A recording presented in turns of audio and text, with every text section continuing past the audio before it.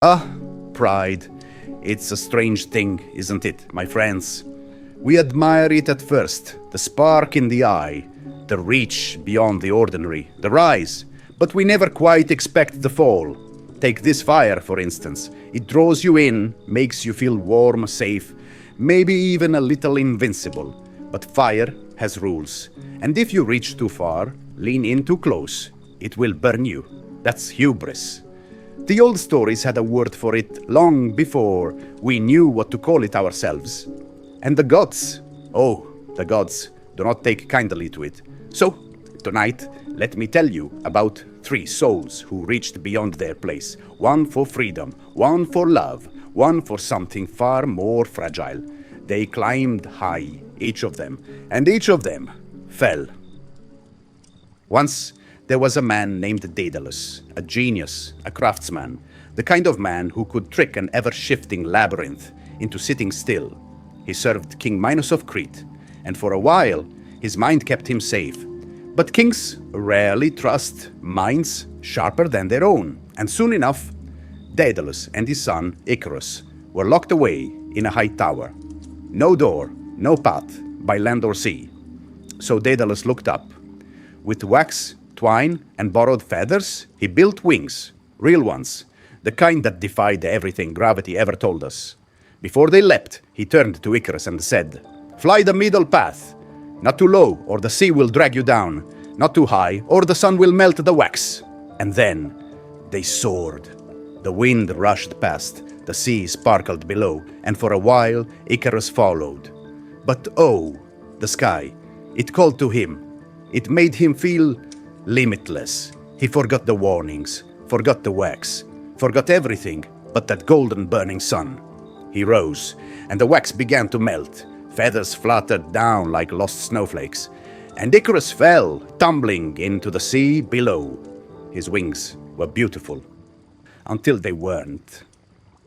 You know, my friends, it's not always wickedness that brings us down. Sometimes it's joy, that first taste of freedom, the rush of power, the moment we started to believe that maybe, just maybe, we've slipped past the limits that bind everyone else. That's the trap.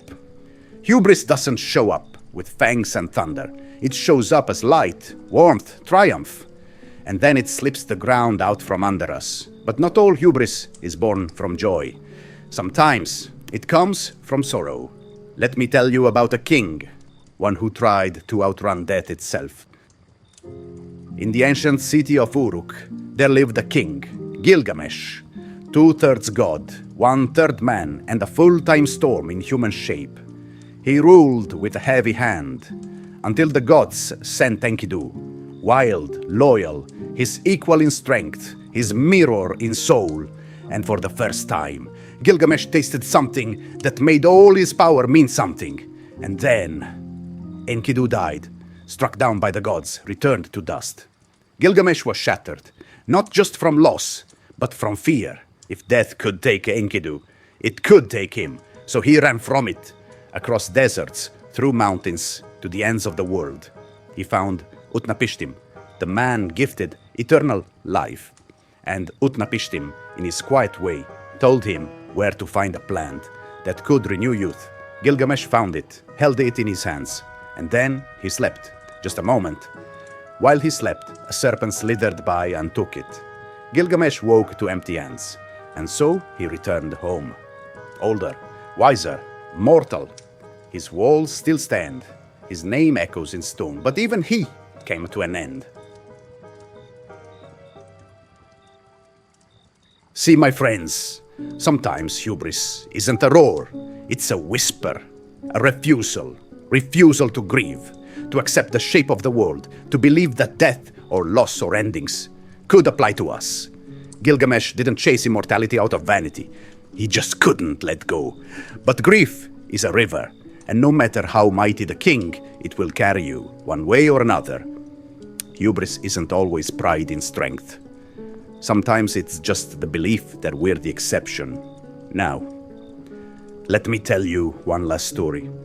Not of a king, not of a hero, but of a boy.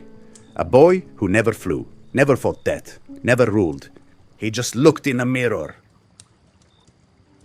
There was once a youth named Narcissus, beautiful beyond reason, admired by gods and mortals alike, but he gave nothing back.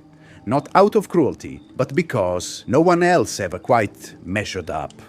One day, wandering the woods, he came to a still, quiet pool, and there, in the water, he saw a face. He didn't know it was his own. He thought it was a spirit, glowing, perfect, just out of reach. He reached for it. It vanished. He called out. It said nothing, so he stayed, day after day, staring at the reflection, waiting for it to answer, to love him back. He stopped eating, stopped sleeping, until at last he faded. And from that place a flower bloomed, Narcissus. The final form of hubris isn't loud. It doesn't command armies or chase gods. It just stares at itself, because the most dangerous pride is the kind that refuses to look away, that says, this is enough. I need nothing else. That kind of blindness, my friends, that's what the gods punish time and time again. Icarus flew, Gilgamesh fought, Narcissus stared. 3 souls, 3 paths, same ending. Each believed they were above the limits, above warning, above loss, above the need for others. But the gods, the world, the old stories, they remind us, no one stays above forever. Hubris always ends the same way, alone, broken, or forgotten. And yet, we keep reaching. We rise too far. We hold on too long. We stare too deeply because we forget our place in the story. So tell me, my friends, when you start to rise, will you be able to avoid hubris? Or will it take the fall to make you listen? Something to think about. Now, who's got another log for the fire?